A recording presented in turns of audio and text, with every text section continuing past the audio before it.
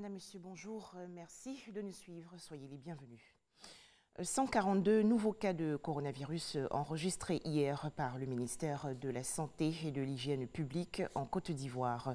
Ce nouveau bilan porte à 3881 le nombre de cas confirmés dans le pays, dont 1869 personnes guéries et 38 décès. Les explications détaillées du directeur général de la Santé, le professeur Mamadou Samba, dans le journal de 13h. Toujours en Côte d'Ivoire, les chirurgiens dentistes frappés de plein fouet par la crise sanitaire liée au coronavirus. Ils avaient fermé leurs cabinets publics et privés pour respecter les mesures barrières et ont ainsi subi un préjudice financier important. Aujourd'hui, avec la levée de certaines restrictions, ces professionnels de la santé réfléchissent sur les conditions de leur reprise du travail. Les explications dans ce reportage de Jean-Marc Djadji. À Cocody ce matin, Pascaline, chirurgien dentiste, retrouve de bonne heure une de ses patientes.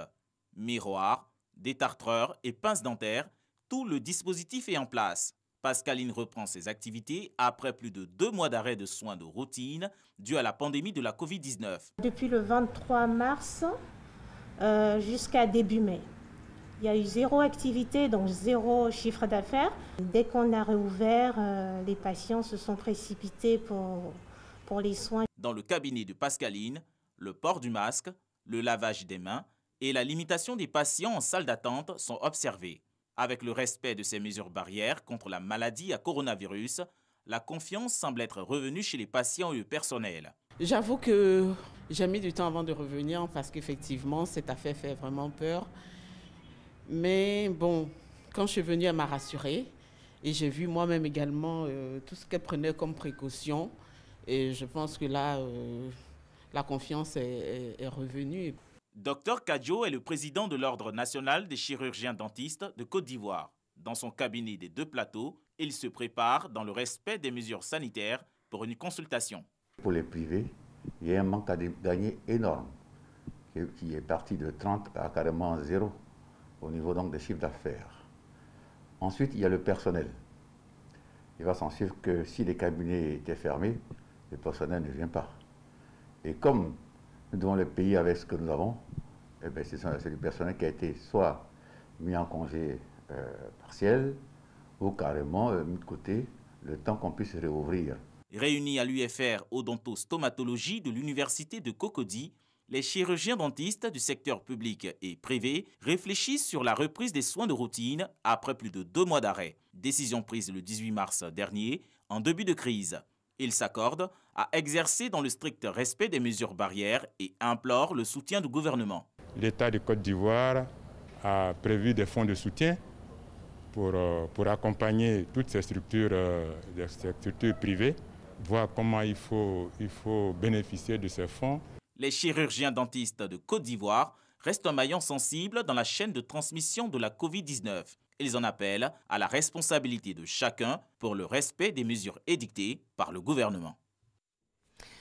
La journée mondiale des océans a été célébrée hier, lundi 8 juin 2020. Célébration pour emmener les populations du monde entier à mieux gérer les océans et leurs ressources.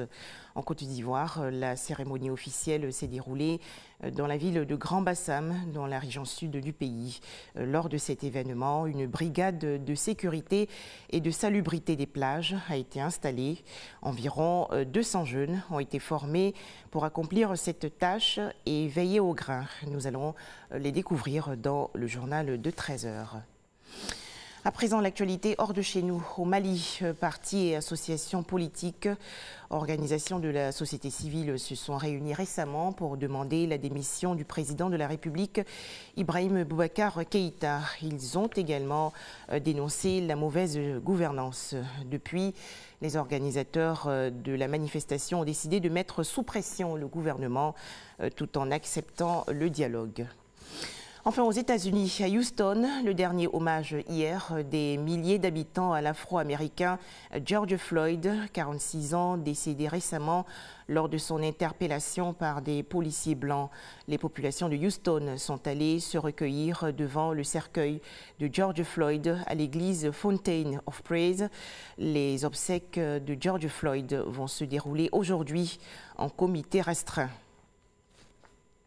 Voilà, merci de nous avoir suivis. L'information revient à 13h. Ce sera dans le cadre du journal.